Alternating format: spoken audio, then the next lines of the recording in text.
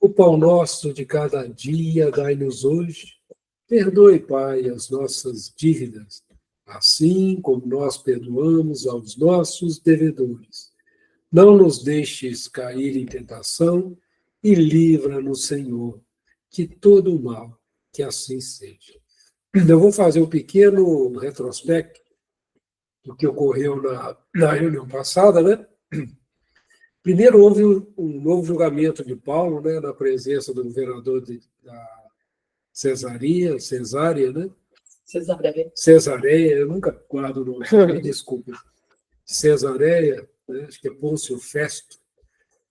E eles fizeram as acusações e tudo, e Paulo fez a defesa, né?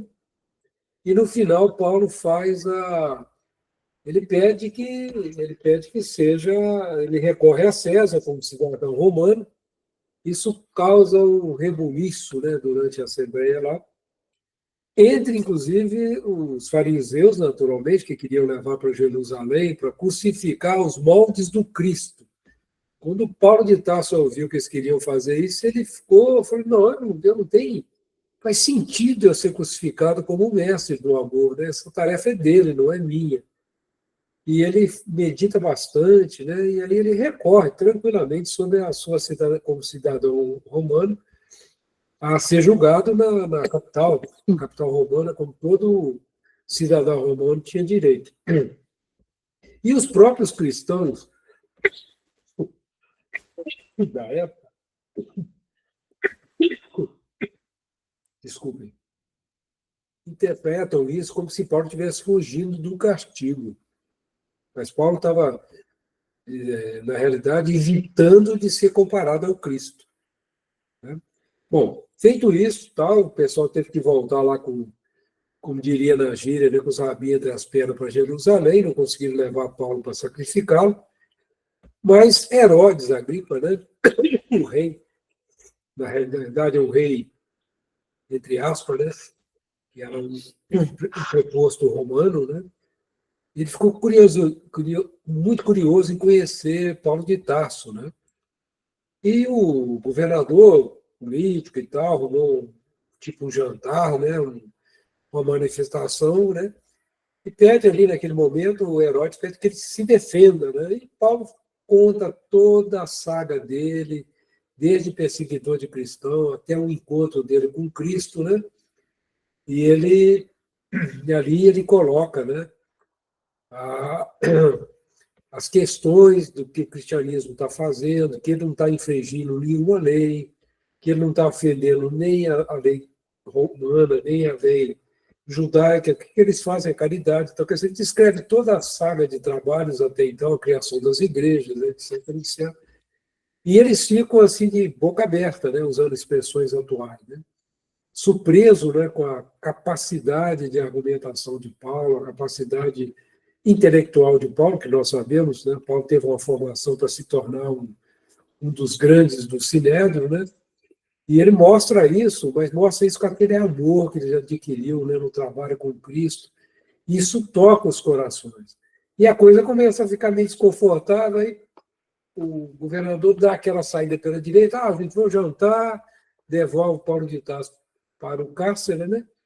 E fica, então, decidido que Paulo vai ser levado à capital romana, como era o sonho de Paulo de Tarso, né?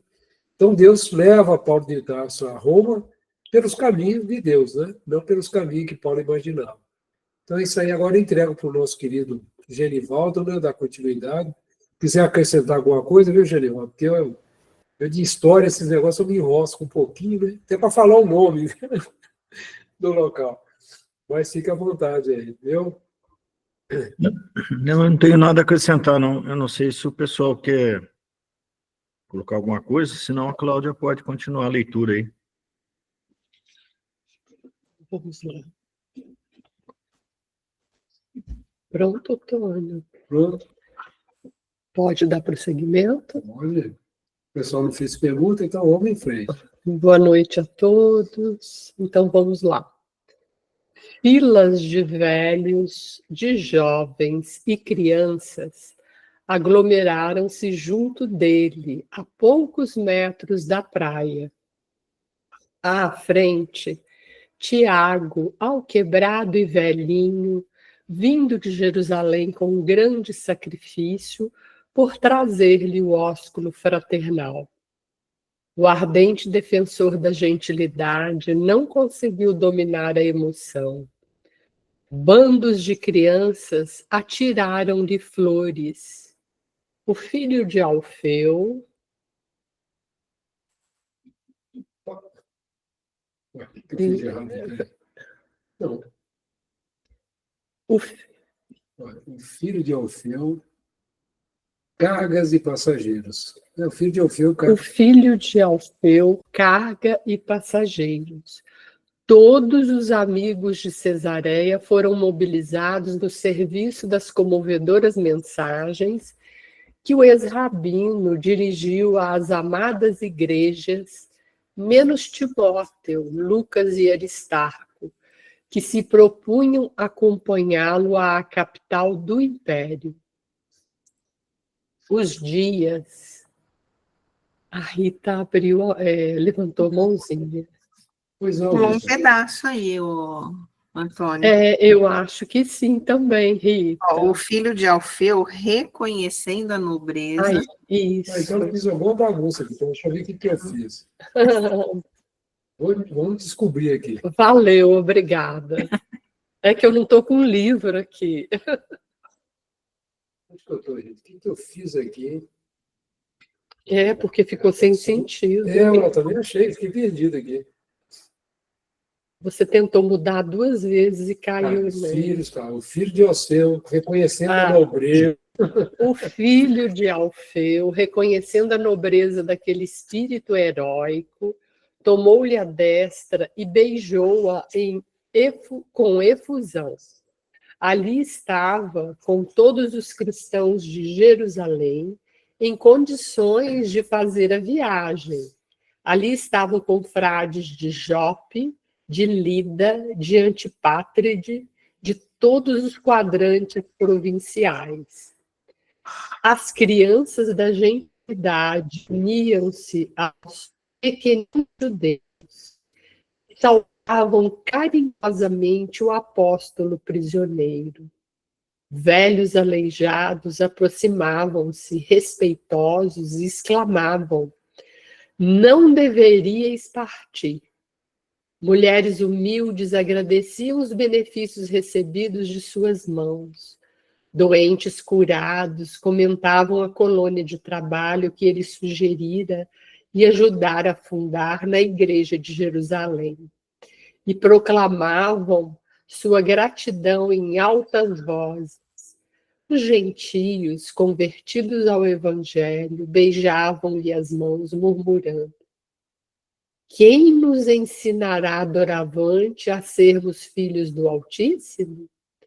Meninos amorosos apegavam-se-lhe à túnica sob os olhares de mães consternadas. Todos lhe pediam que ficasse, que não partisse, que voltasse breve para os serviços abençoados de Jesus. Subitamente recordou a velha cena da prisão de Pedro, quando ele, Paulo, arvorado em verdugo dos discípulos do Evangelho, visitara a igreja de Jerusalém, chefiando uma expedição punitiva. Aqueles carinhos do povo lhe falavam brandamente a alma. Significavam que já não era o algoz implacável que até então não pudera compreender a misericórdia divina, traduziam a quitação do seu débito com a alma do povo. De consciência um tanto aliviada, recordou-se de Abigail e começou a chorar. Sentia-se ali como no seio dos filhos do Calvário, que o abraçavam reconhecidos. Aqueles mendigos, aqueles aleijados, aquelas crianças eram a sua família. Naquele inesquecível minuto da sua vida, sentia-se plenamente identificado no ritmo da harmonia universal. Brisas suaves de mundos diferentes balsamizavam-lhe a alma, como se houvesse atingido uma região divina depois de vencer grande batalha. Pela primeira vez, alguns pequeninos chamaram-lhe pai. Inclinou-se com mais ternura para as criancinhas que o rodeavam. Interpretava todos os episódios daquela hora inolvidável como uma bênção de Jesus que o ligava a todos os seres. À sua frente, o oceano em calma assemelhava-se a um caminho infinito e promissor de misteriosas e inefáveis belezas. Júlio, o centurião da guarda, aproximou-se comovido e falou com brandura. Infelizmente, chegou o momento de partir. E, testemunha das manifestações tributadas ao apóstolo, também ele tinha os olhos úmidos. Muitos réus se lhe haviam já deparado naquelas circunstâncias e eram todos revoltados, desesperados ou penitentes arrependidos. Aquele, porém, estava sereno e quase feliz. Júbilo indizível lhe transbordava dos olhos brilhantes. Além disso, sabia que aquele homem, dedicado ao bem de todas as criaturas, não cometera falta alguma. Por isso mesmo, conservou-se ao seu lado, como querendo compartilhar dos transportes afetuosos do povo, como a demonstrar a consideração que lhe merecia. O apóstolo dos gentios abraçou os amigos pela última vez. Todos choravam discretamente à maneira dos sinceros discípulos de Jesus, que não pranteiam sem consolo. As mães ajoelhavam-se com os filhinhos na areia alva, os velhos apoiando-se a rudes cajados com imenso esforço. Todos os que abraçavam o campeão do Evangelho punham-se de joelhos, rogando ao Senhor que abençoasse o seu novo roteiro. Concluindo as despedidas, Paulo acentuava com serenidade heróica: choremos de alegria, irmãos. Não há maior glória neste mundo que a de estar o homem a caminho de Jesus, de Cristo Jesus. O Mestre foi ao encontro do Pai pelos martírios da cruz. Abençoemos nossa cruz de cada dia. É preciso trazermos as marcas do Senhor Jesus. Não acredito possa voltar aqui com este alquebrado corpo de minhas lutas materiais. Espero que o Senhor me conceda o derradeiro testemunho em Roma. Entretanto, estarei convosco pelo coração. Voltarei às nossas igrejas em espírito. Cooperarei no vosso esforço nos dias mais amargos. A morte não nos separará, tal como não separou o Senhor das comunidades dos discípulos. Nunca estaremos distantes uns dos outros, e por isso mesmo prometeu Jesus que estaria ao nosso lado até o fim dos séculos. Júlio ouviu a exortação comovidamente. Lucas e Aristarco soluçavam baixinho. A seguir, o apóstolo tomou o braço do médico amigo e, seguido de perto pelo centurião, caminhou resoluto e sereno em demanda do barco. Centenas de pessoas acompanharam as manobras da largada. Em sacrificado recolhimento regado de lágrimas e preces. Enquanto o navio se afastava lento, Paulo e os companheiros contemplavam Cesareia de olhos umedecidos. A multidão silenciosa dos que ficavam em pranto acenava e ondeava na praia, que a distância aos poucos diluía. Jubiloso e reconhecido, Paulo de Tarso descansava o olhar no campo de suas lutas acerbas, meditando nos longos anos de lutas e reparações necessárias.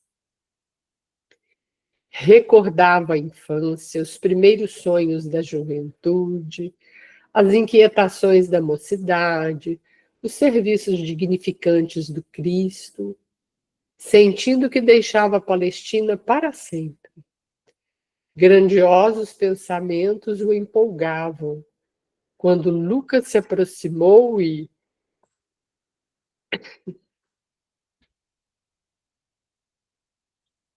apontando à distância os amigos que continuavam genuflexos, exclamou brandamente: poucos fatos me comoveram tanto no mundo como este.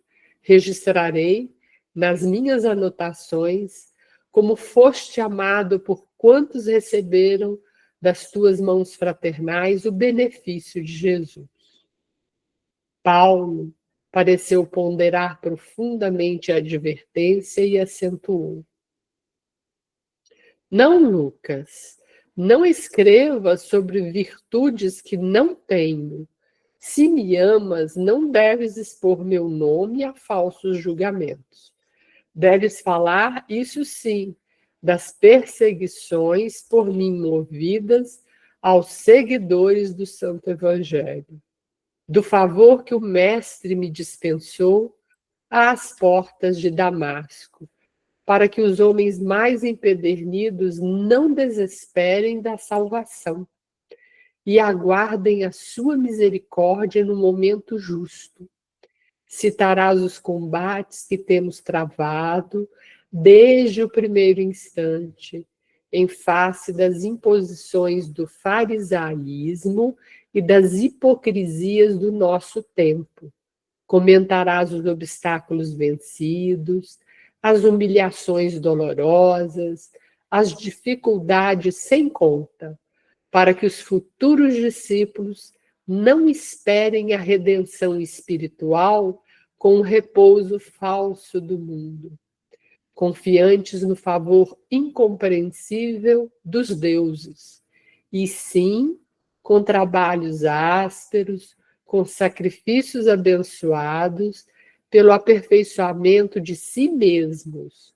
Falarás de nossos reencontros com os homens poderosos e cultos, de nossos serviços junto dos desfavorecidos da sorte, para que os seguidores do Evangelho no futuro não se receiem das situações mais difíceis e escabrosas, conscientes de que os mensageiros do Mestre os assistirão, sempre que se tornem instrumentos legítimos da fraternidade e do amor, ao longo dos caminhos que se desdobram à evolução da humanidade.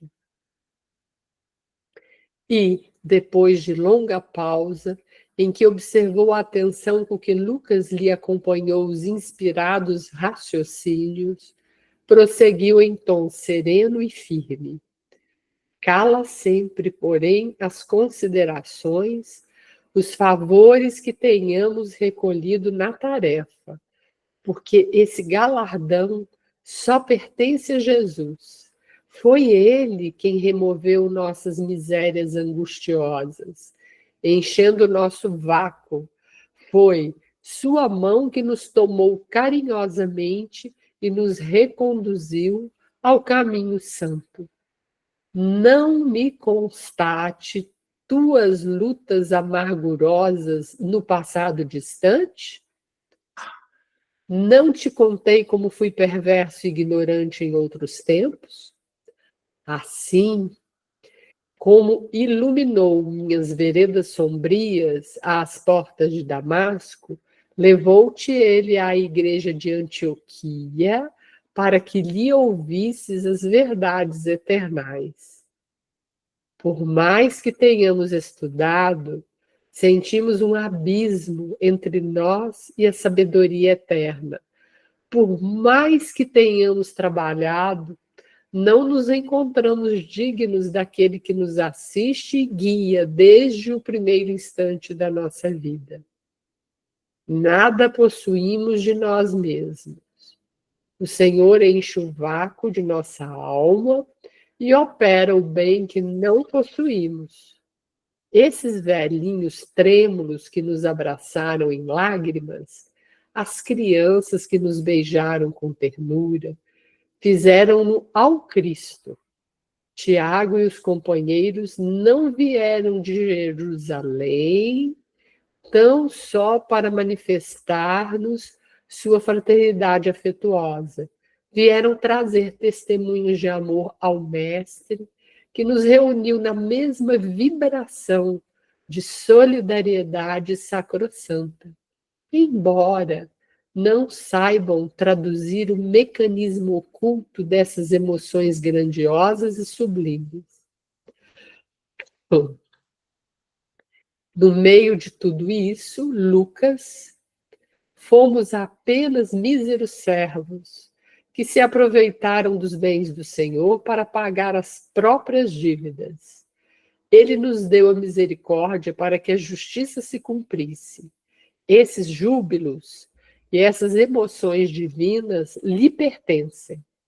Não tenhamos, portanto, a mínima preocupação de relatar episódios que deixariam uma porta aberta para a vaidade incompreensível.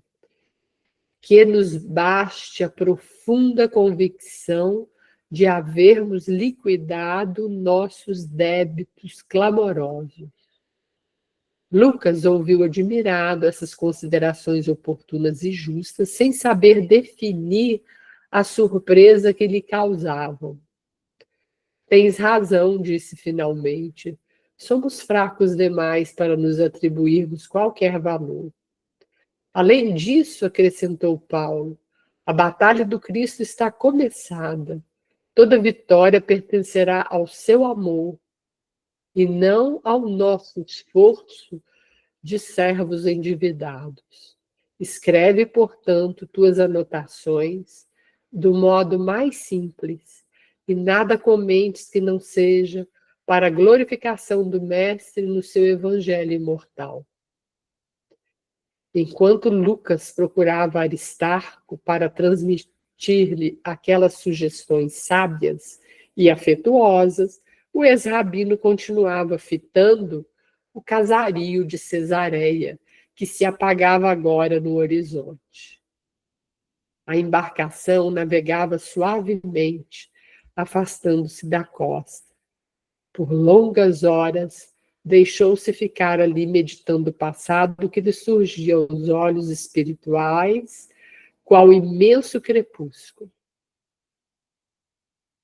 Mergulhado nas reminiscências entrecortadas de preces a Jesus, ali permaneceu em significativo silêncio, até que começaram a brilhar no firmamento muito azul os primeiros astros da noite.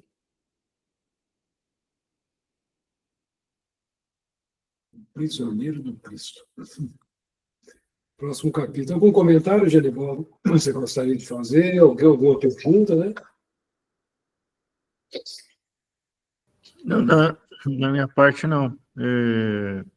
Não sei se o pessoal quer perguntar alguma coisa aí.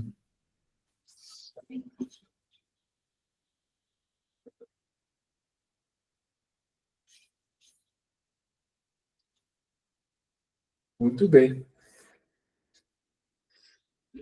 Pode seguir, Cláudio. Uhum. Há quanto tempo Cristo tinha sido crucificado daí? Me deu um branco aqui agora. O Cristo, acho que há alguns anos, eu não sei esse período de Paulo aí? Você sabe, Genivaldo?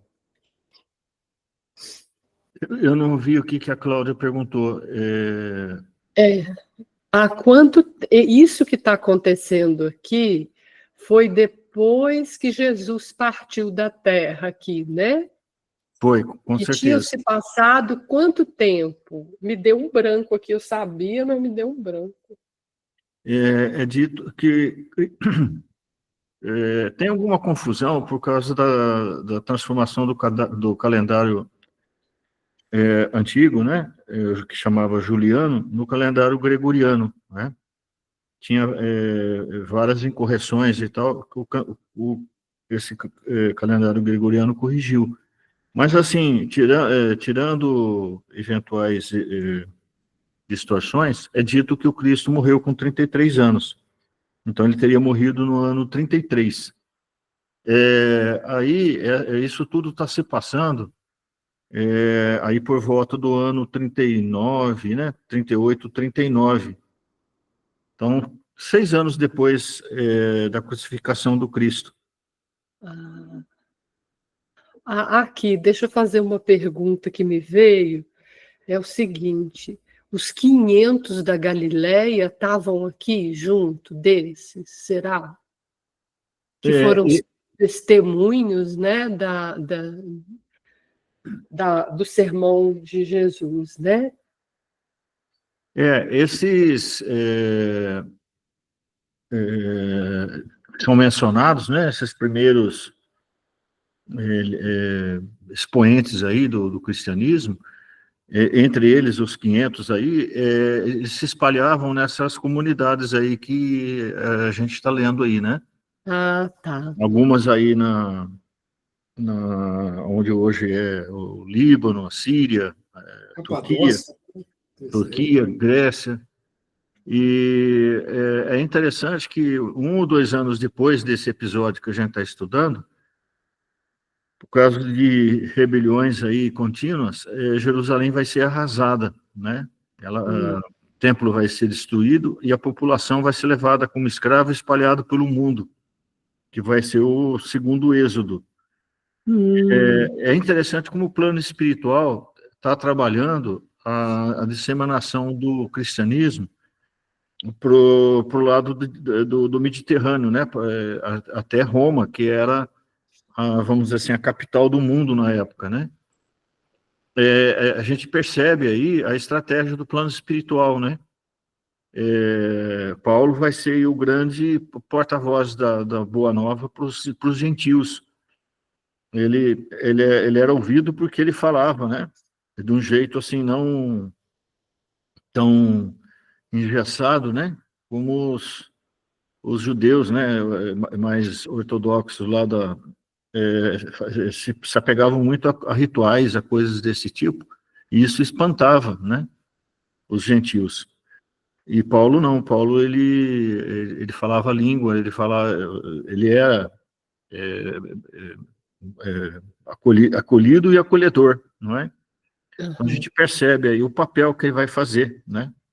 Por isso que parece que tudo conspira, né? Para ele, mesmo preso, mesmo perseguido e tal, mas tudo conspira para que ele vá pro lado de Roma. Tinha um objetivo aí, né? Tem uma pergunta para você, Juliana, um pouquinho fora desse contexto. Hoje eu estava lendo sobre São Tiago de Compostela, né? E São Tiago é em homenagem a Tiago, Tiago Menor, né? O Tiago Menor. O Tiago Menor, né? Ele foi martirizado e depois, segundo, mas isso já é difícil da gente provar, né? Uhum. Eu, por exemplo, não acredito muito nisso, mas teriam dito que a cabeça dele foi levada para uma igreja lá onde hoje, na época, hoje pertence à Espanha, né?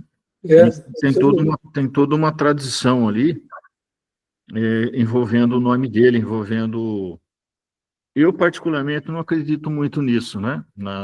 Nessas histórias. O que acontece é que na Idade Média as igrejas tinha aquela coisa assim de atribuir a santos, a pedaços da cruz e aquela coisa toda, né? E criar o manto, né, do Cristo, enfim, né? Então criava assim com romarias e procissões, etc., em torno de uma determinada igreja, de uma determinada cidade, né? E isso tinha um objetivo claro de favorecer o comércio, né? As pessoas iam adorar, faziam donativos e fazer todo aquele movimento, né? Em torno dessas chamadas, desses objetos sagrados, né? Então, São João, perdão, Tiago, né, lá de Compostela, aquela história toda, na minha opinião, né, isso é muito mais um mito, né? Eu estou perguntando porque eu peguei o livro hoje. Estava fazendo a fisioterapia do ombro, né? Aí tinha um livro lá em cima que fala de um espírita que fez esse caminho de Compostela sozinho, né? E ele comentando que sentia muita presença, né, em momentos muito difíceis, porque tem nevasca, frio, que lá não é brincadeira, ele fez o caminho completo, né? E ele falou que sentia a presença de Tiago, né? Assim, ajudando, inspirando ele realmente a vencer os obstáculos, a aguentar a dor, né? É um negócio meio... Aquele negócio de Compostela lá é um desafio meio maluco, né? Se a gente for parar para meditar sobre isso, né? E muito famoso, né? Tem um pedacinho da França e o grande percurso é na Espanha, né? Atravessa os Pirineus e vai até pela região norte da Espanha, né? E é muita igrejinha, né, que ele visitou, comentando assim. Inclusive, ele entrou numa que estava fechada, ele comentou, né? Que não tinha ninguém ali dando assistência e tal. Assim, a emoção que ele sentiu, né? Igreja simples e tal, eu estava lendo. Aí eu fiquei pensando, São Tiago de Compostela, eu falei, deve ser um Tiago menor, deixa eu tirar essa dúvida com o Genivaldo. Então, você me ajudou. Quando os árabes invadem aí pelo ano 800, 700, finalzinho dos anos 700 e ano 800, e tomam a Espanha inteira, né? Só ficou resistindo essa região aí, onde tem essas igrejas aí, né? E foi só essa região aí que os árabes não conseguiram tomar. Então, essa crença em São Tiago, esse culto, essa força que a igreja colocou nisso, foi uma forma de, vamos dizer assim, criar resistência, né? Para fazer depois a reconquista, que vai acontecer, né? Pouco a pouco vão se organizando de novo, né? Os cristãos, e fazem a retomada da Espanha, né? Terminando aí pelo ano 1492, né? Os árabes dominaram a Espanha aí, pelo menos aí, vamos dizer, 80% da Espanha durante 700 anos, né? Foi muito tempo. Eles agora estão voltando comprando mansões lá, né? Eles voltaram para a região, tanta saudade que eles sentiram de lá. Eles gostam muito dessa região, eles chamam de Andaluz, né?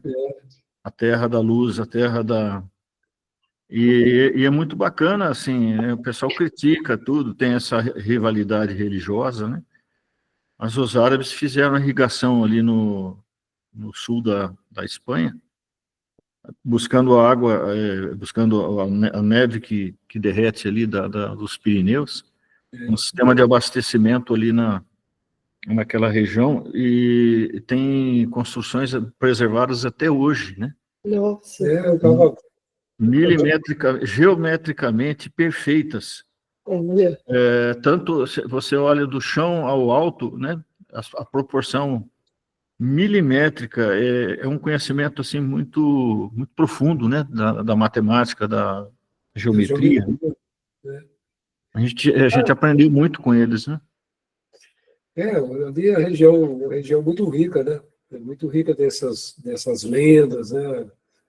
Eu achei interessante, deixa eu tirar essa dúvida, porque vem para mim assim, é Santiago, é o nosso Tiaguinho, né? Legal. Obrigado, Genivaldo. O navio de Abramítio da Mícia, em que viajavam o apóstolo e os companheiros, no dia imediato tocou em Sidom, repetindo-se as cenas comovedoras da véspera. Júlio permitiu que o ex-rabino fosse ter com os amigos, na praia, verificando-se as despedidas entre exortações de esperanças e muitas lágrimas. Paulo de Tarso ganhou ascendência moral sobre o comandante, marinheiros e guardas. Sua palavra vibrante conquistara as atenções gerais. Falava de Jesus, não como uma personalidade inatingível, mas como um mestre amoroso e amigo das criaturas. A seguir de perto a evolução e redenção da humanidade terrena desde os seus primórdios. Todos desejavam ouvir-lhe os conceitos relativamente ao Evangelho e quanto à sua projeção no futuro dos povos. Esqueceu. Não, agarrou. Agarrou. Mineiro as coisas agarram, né? A embarcação frequentemente deixava divisar paisagens gratíssimas ao olhar do apóstolo. Depois de costear a Fenícia, surgiram os contornos da ilha de Chipre, de cariciosas recordações. Nas proximidades de Panfilha, exultou de íntima alegria pelo dever cumprido e assim chegou ao porto de Mirra, na Lícia. Foi aí que Júlio resolveu tomar passagem com os companheiros numa embarcação alexandrina, que se dirigia para a Itália. Desse modo, a viagem continuou, mas com perspectivas desfavoráveis. O navio levava excesso de carga. Além de grande quantidade de trigo, tinha a bordo 276 pessoas. Aproximava-se o período difícil para os trabalhos de navegação. Os ventos sopravam de rijo, contrariando a rota. Depois de longos dias, ainda vogavam na região do Cnido. Vencendo dificuldades extremas, conseguiram tocar em alguns pontos de Creta. Observando os obstáculos da jornada e obedecendo à própria intuição, o apóstolo, confiado na amizade de Júlio, chamou-o em particular e sugeriu passar o inverno em Calói Limenes. O chefe da corte tomou o alvitre em consideração e apresentou ao comandante e ao piloto, os quais o houveram por descabível. Que significa isso, centurião? Perguntou o capitão enfático, com um sorriso algo irônico. Dar crédito a esses prisioneiros? Pois estou a ver que se trata de algum plano de fuga, maquinado com sutileza e prudência. Mas, seja como for, o alvitre é inaceitável, não só pela confiança que devemos ter em nossos recursos profissionais, como porque precisamos atingir o porto de Fênix para o repouso necessário. O centurião desculpou-se como pôde, retirando-se a um tanto vexado. Desejaria protestar, esclarecendo que Paulo de Tarso não era um simples réu comum, que não falava por si só, mas também por Lucas, que igualmente fora marítimo dos mais competentes. Não lhe convinha, porém, comprometer sua brilhante situação militar e política em antagonismo com as autoridades provincianas. Era melhor não insistir, sob pena de ser mal compreendido. Pode falar, gente, Paulo.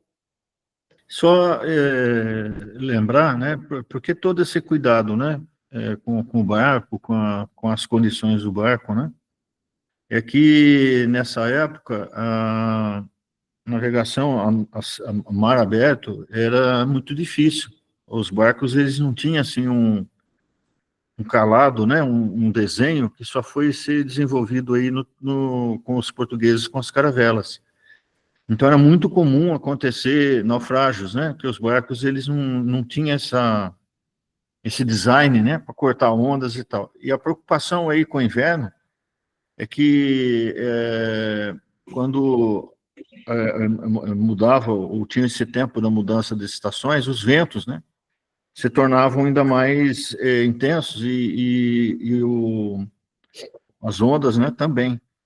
Então, por isso que a navegação geralmente era feita bem próximo à costa, né, de porto em porto, de parada em parada, né? É isso aí. Eu estou pondo, conforme vai aparecendo algumas expressões aí, eu estou colocando aí no chat para o pessoal ir entendendo, né? E também lá no... É interessante que quando ele fala aí, agora há pouco, o navio de Adramítio, né? É uma cidade, né? Daquela... que é onde hoje é o Líbano, onde é o sul da Síria. E ele faz essas expressões, repete essas expressões, que é exatamente conforme está no Ato dos Apóstolos.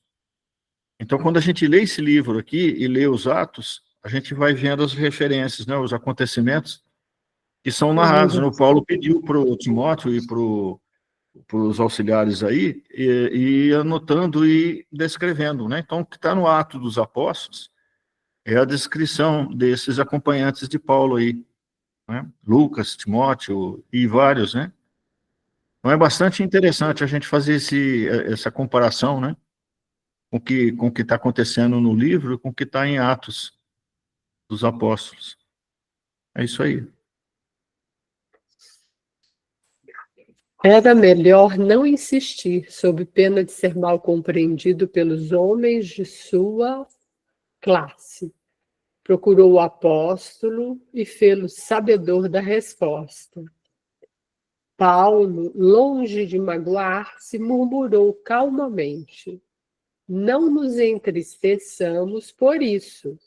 Estou certo de que os óbices hão de ser muito maiores do que possamos suspeitar.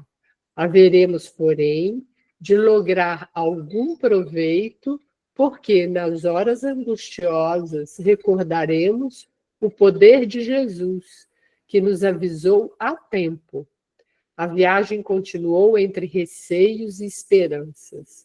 O próprio centurião estava agora convencido da inoportunidade da arribada em Calói-Limenes, porque, nos 2 dias que se seguiram ao conselho do apóstolo, as condições atmosféricas melhoraram bastante.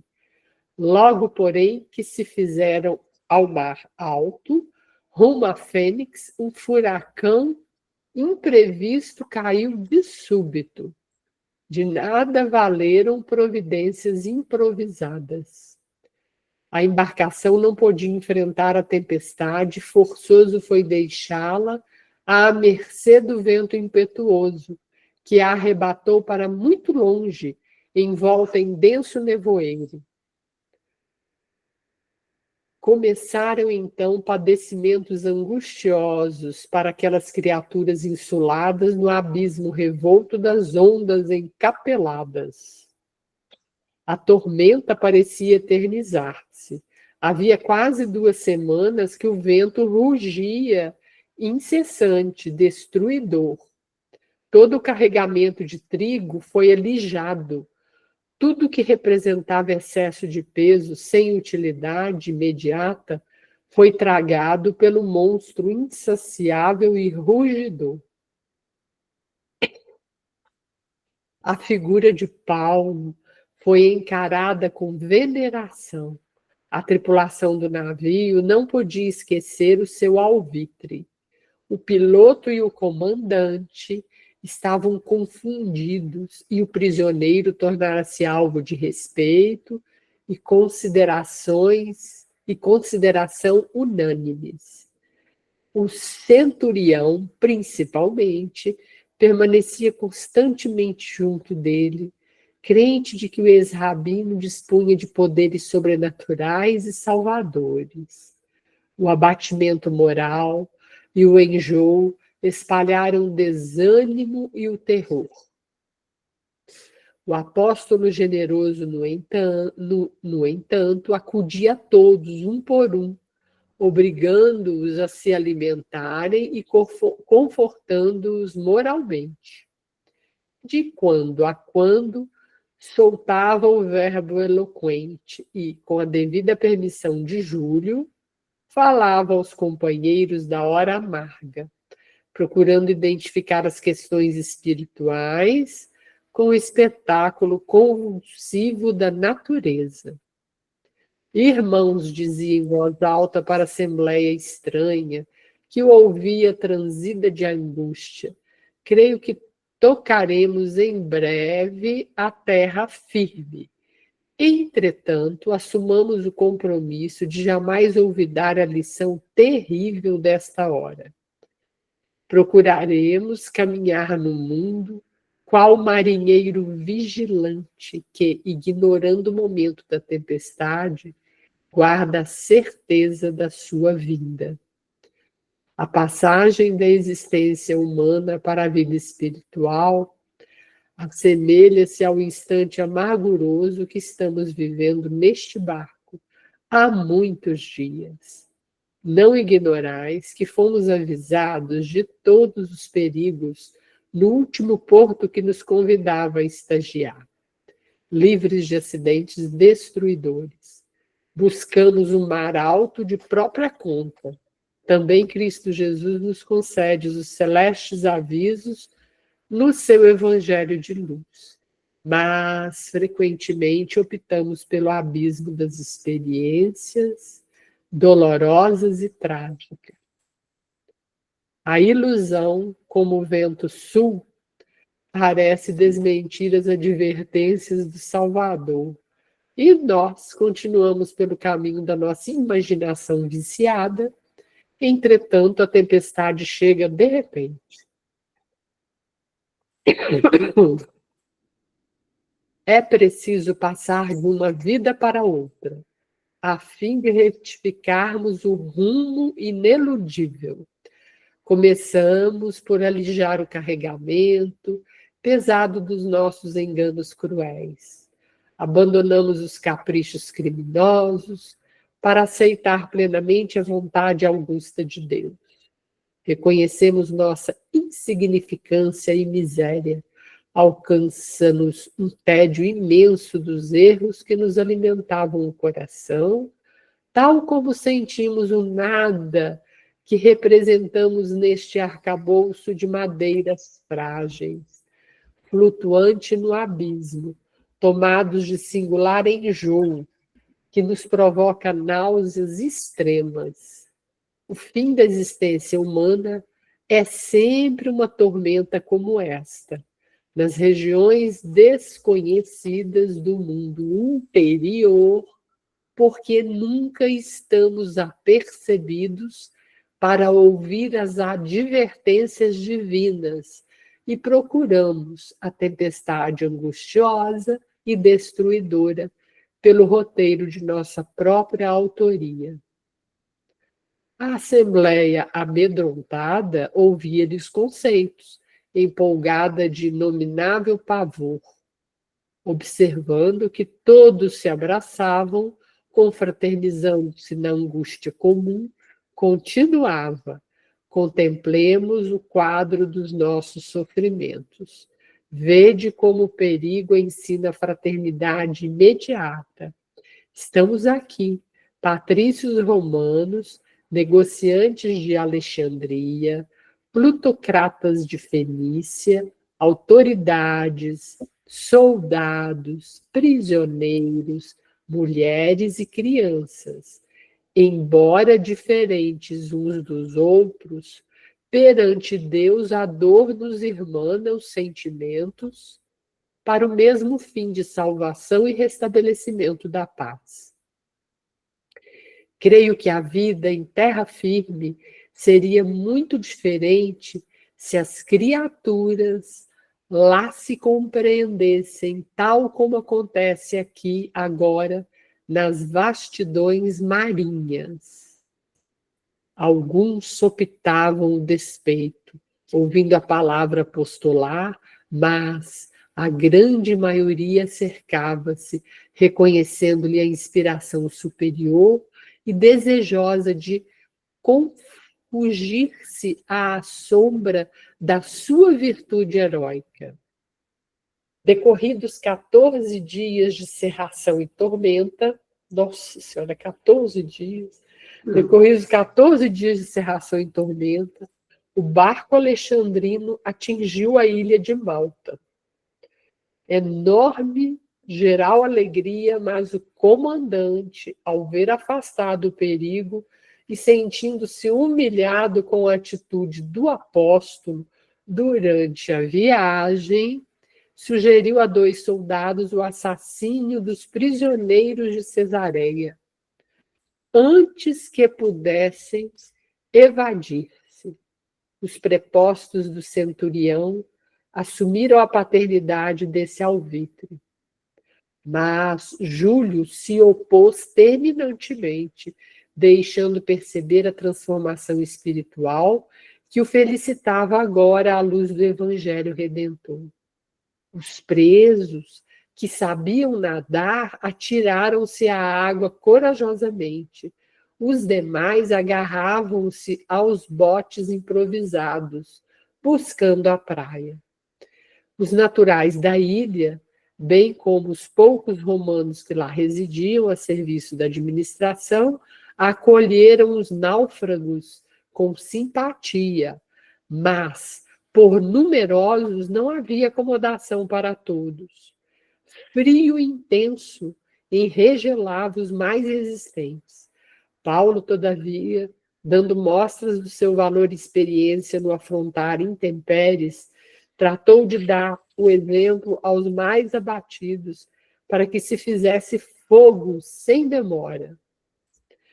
Grandes fogueiras foram acesas rapidamente para aquecimentos dos desabrigados, mas quando o apóstolo atirava um feixe de ramos secos à labareda crepitante, uma víbora cravou-lhe na mão os dentes venenosos. O ex-rabino susteve-a no ar com um gesto sereno, até que ela caísse nas chamas, com estupefação geral. Lucas e Timóteo aproximaram-se aflitos. O chefe da corte e alguns amigos estavam desolados. É que os naturais da ilha, observando o fato, davam alarme, asseverando que o réptil era dos mais venenosos da região e que as vítimas não sobreviviam mais que horas. Os indígenas, impressionados, afastavam-se discretamente. Outros, assustadiços, afirmavam: este homem deve ser um grande criminoso, pois, salvando-se das ondas bravias, veio encontrar aqui o castigo dos deuses. Não eram poucos os que aguardavam a morte do apóstolo, contando os minutos. Paulo, no entanto, aquecendo-se como era possível, observava a expressão fisionômica de cada um e orava com fervor. Diante do prognóstico dos nativos da ilha, Timóteo aproximou-se mais intimamente e buscou cientificá-lo do que diziam a seu respeito. O ex-rabino sorriu e murmurou: não te impressiones. As opiniões do vulgo são muito inconstantes. Tenho disso experiência própria. Estejamos atentos aos nossos deveres, porque a ignorância sempre está pronta a transitar da maldição ao elogio e vice-versa.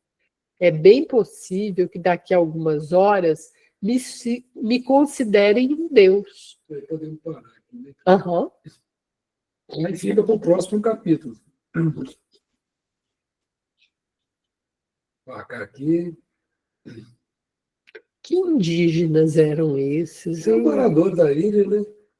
Não, mas que... Ilha de Malta. Tem uma pinha já. Depois põe uma pinha. É que a gente está acostumado, toda vez que a gente ouve falar indígena, a gente pensa nos nossos índios, né? É Mas, da época do descobrimento do Brasil, né? Mas assim, por esse termo, você considera tudo aqueles que são naturais do lugar. Então, Aham. aí, os maltinos aí eram as pessoas que eram naturais daquele lugar, antes da chegada dos romanos, né, e outros aí. Ah, viviam na natureza, né? A Malta é um lugar assim, que não favorece muito a agricultura, não tem muita árvore, né, o pessoal sobrevivia muito ali do cultivo de oliveira, né, de Ah, azeite, tá. e principalmente da pesca. Da pesca, eu pensei na pesca. Só que é um lugarzinho que fica estratégico, né, no sul da Itália ali, no meio do Mediterrâneo, né? Então, desde a antiguidade, foi considerado assim um ponto estratégico de fortaleza, né, pelos fenícios, pelos cartagineses, né, depois pelos romanos, aí depois pelos cruzados, né, na época das cruzadas, era um forte, né, de resistência contra os mouros, né, contra os muçulmanos. E depois, na época da guerra, a Inglaterra se assenhorou dessa ilha e tem base aí, né? Hoje é uma possessão inglesa, né? É um lugar onde a Inglaterra tem seu interesse, né? Já estão chegando na Itália aqui, ó. Tá pertinho.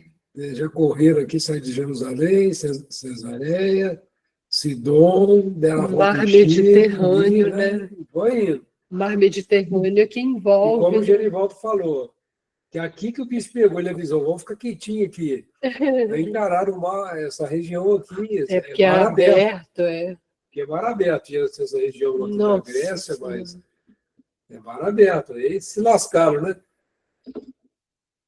Os ventos vindo do sul. Vento sul. Muito interessante. Ave Maria. Essa E foi não nessa região é muito perigoso também, porque tem muito rochedos, né?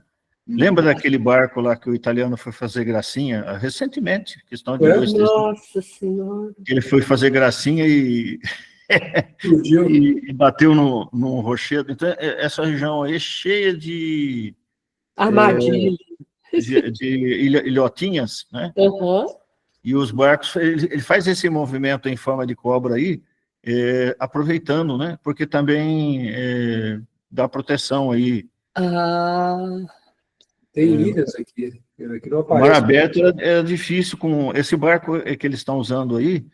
Não é uma trireme, né? A trireme geralmente é 3 velas retangulares e em volta tinha 3 pontos de remos, né? Então era usada aí 100, 200 escravos aí remadores. Então geralmente os barcos de guerra, né, de romanos principalmente, que tem essa configuração. Os barcos aí mercadores, que nem esse aí que eles estão viajando, já eram menores, eram 1 ou 2 velas, uma grande e uma pequena, então não tinha muita autonomia, e era muito suscetível a acidente aí, naufrágio, né? Eu estou falando aí, nós já estamos na hora de terminar, né? Desculpa. Assim, né, achei interessante colocar para a gente se situar, né? Barra pesada que foi esses 14 dias. Não é brincadeira, não. Mas vamos lá, né, gente? Eu vou parar a gravação aqui, só um minutinho. E